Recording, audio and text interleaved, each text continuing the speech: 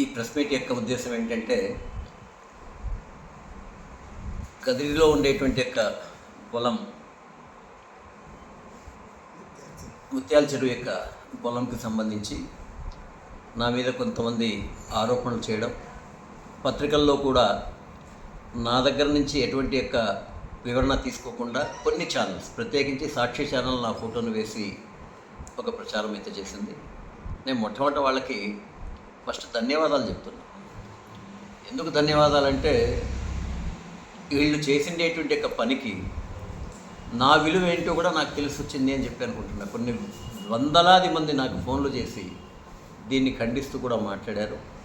నా మీ గురించి మాకు తెలుసు, ఆ కాలంలోనే మీరు దేవస్థానంలోకి వెళ్ళి కుటుంబ సాక్షిగా అవినీతి రహిత పాలన ఇస్తానని చెప్పారు, మీరు చేశారు. ఈరోజు కూడా మాకు అది గుర్తుంది.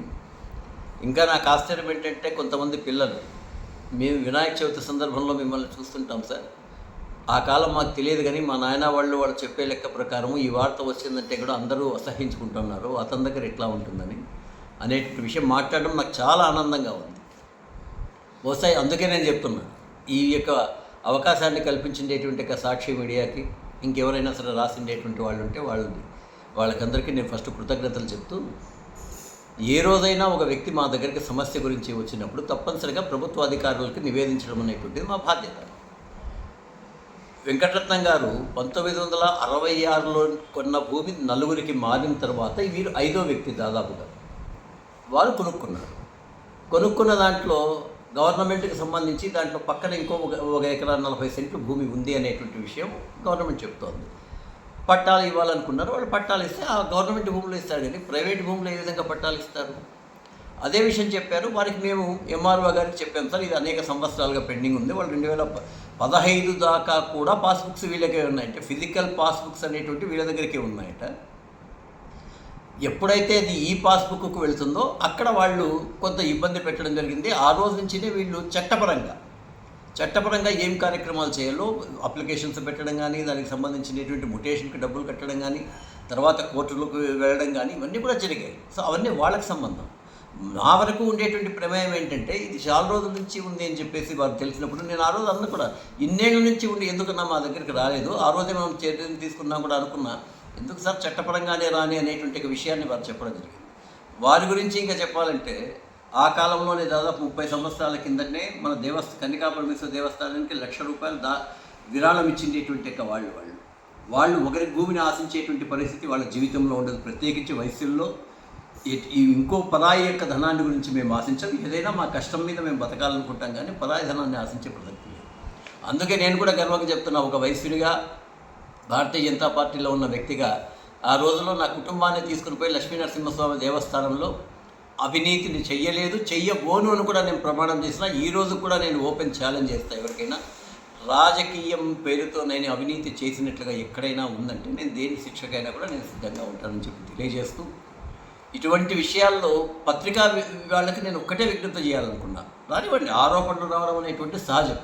నేను కేబుల్ టీవీలో, నాదే సొంత కేబుల్ టీవీ, నేను ఎమ్మెల్యేగా ఉన్నప్పుడు కూడా నా మీద ఆరోపణలు చేసినప్పుడు, అప్పుడు న్యూస్ ఇన్ఛార్జిగా బాబు గారు ఉండేటువంటి వాళ్ళు, ఆయన అడిగితే ఓపెన్గా నేను చెప్పడం జరిగింది, ఏ ఆరోపణలు వచ్చినా ఆరోపణలు ప్రసారం చేయండి, వాటికి మేమిచ్చే కౌంటర్ను కూడా ప్రసారం చేయండి.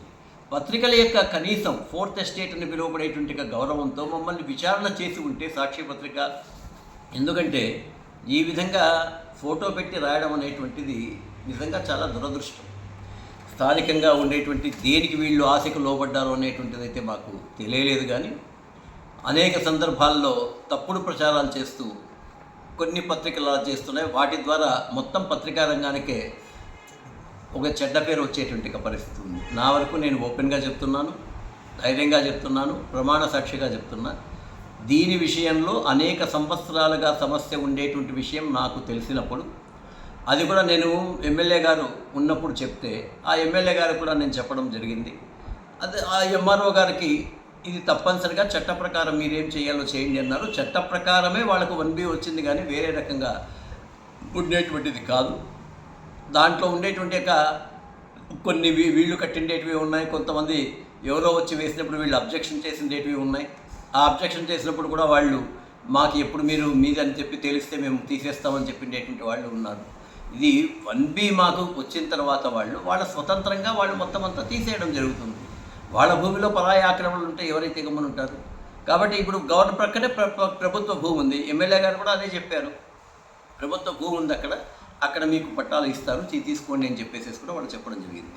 అయితే దీంట్లో ఇటువంటి దుష్ప్రచారం అనేటువంటిది ఈ 4th ఎస్టేట్కి మంచిది కాదు. నా గురించి ప్రజలందరికీ తెలుసు, ఎందుకంటే నేను ఇన్నాళ్ళు దాని గురించి ఆలోచన కూడా చేయలేదు. నేను వార్త వచ్చినప్పుడు నేను ఇక్కడ లేను, నా వ్యాపార రీత్యా నేను వేరే చోట ఉన్నాను. వచ్చిన తర్వాత చూస్తే దీనికి సంబంధించి నేను కూడా చూడడం ఈరోజే చూస్తున్నాను. ఎందుకంటే నాకంత పెద్దగా ఎవరైనా ఆరోపణ చేసినా కూడా నేను తప్పు చేయనప్పుడు నేను దేనికి కేర్ చేసేటువంటి వ్యక్తిని కాదు. కాకపోతే నాకు ఈరోజు ప్రజల నుంచి వచ్చిండే స్పందన చూసిన తర్వాత నేను చాలా సంతోషంగా ఉన్నా. దాదాపు 25 సంవత్సరాల కిందట ఎమ్మెల్యేగా ఉన్నప్పటికీ మన నీతి నియమాలను గుర్తించేటువంటి ప్రజలు ప్లస్ జన్జీ యువత కూడా ఉంది. నాకు పెద్దవాళ్ళంటే వాళ్ళకి తెలుసు, కానీ యువత కూడా పెద్దవాళ్ళు వాళ్ళ యొక్క పిల్లలకు కూడా చెప్పి ఆ కాలంలో ఇట్లా ఉండేదని చెప్పడం అనేటువంటిది నేను చాలా గర్వంగా ఫీల్ అవుతున్నా. అందుకే వాళ్ళకి ధన్యవాదాలు చెప్తున్నా. ఎప్పుడైనా ఆ సోదరులు వస్తే మంచి ఒక డిన్నర్ పార్టీ కూడా ఇస్తామని కూడా చెప్తున్నా వాళ్ళకి.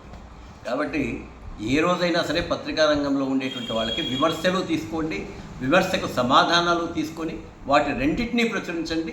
తప్పనిసరిగా ఈ యొక్క 4th ఎస్టేట్ అనేటువంటి న్యూస్ ఛానల్స్కు వీలుగా ఉంటుందని. ఇప్పుడు కూడా నేను కాదన్నా కూడా మా వెంకటరత్నమన్న గారు, లేదన్నా మా కారణంగా మీకు ఇట్లాంటి పేరు రావడం మాకు ఇష్టం లేదు, పదే మీరు ప్రెస్ మీట్ పెట్టాలంటే ఈరోజు నేను పెడుతున్నాను. దయచేసి దీనికి సంబంధించినటువంటి విషయాలని, వాస్తవాలని, ఈరోజు కూడా నేను ఏదో అవాస్తవాలని రాయమని చెప్పడం లేదు, వాస్తవాల్ని దృష్టికి తీసుకొని రావాలా. నీతి నియమాలు ఉండేటువంటి రాజకీయ నాయకుల్ని నేనని కానీ ఇంకెవరినైనా కానీ ప్రోత్సహించాల్సినటువంటి అవసరం ఉంది తప్ప ఏదో స్వార్థం కోసం ఎవడో వాళ్ళ రాజకీయాల కోసం అంతర్గతంగా ఉండేటువంటి సమస్యల కోసం వాళ్ళు నేను ఇక్కడ ఎవరిని కూడా నిందించదలుచుకోలేదు. ఎందుకంటే నాకు ఇంకా ప్రూఫ్ అంటూ ఏం తెలియదు, ఎవరెవడు ఏం చేశాడని దాని మీద నేను పెద్దగా శ్రద్ధ కూడా పెట్టాను. ఎప్పుడైతే ప్రజల నుంచి నాకు మంచి స్పందన వచ్చిందో నేను దీని గురించి పెద్ద పట్టించుకోవాల్సినటువంటి అవసరం కూడా లేదు. కాబట్టి ఎవరు తప్పు చేసింటే వాళ్ళకి భగవంతుడే శిక్షిస్తాడు. ఒకవేళ నేను చేసింటే నన్ను కూడా భగవంతుడు శిక్షిస్తాడు, దాంట్లో అనుమానం ఏం లేదు. నేను మనస వాచ కర్మణ నా వద్దకు తెలిసినటువంటి విషయంలో ఖచ్చితంగా నేను ఎంఆర్ఓ గారికి రిక్వెస్ట్ చేయడం వాస్తవమే. ఎంఆర్ఓ గారు కూడా పూర్తి తరువుగా పరిశీలించిన తర్వాతనే వాళ్లకు హక్కు కల్పించడం కూడా వాస్తవమే అని చెప్పేసి తెలియజేస్తున్నాను.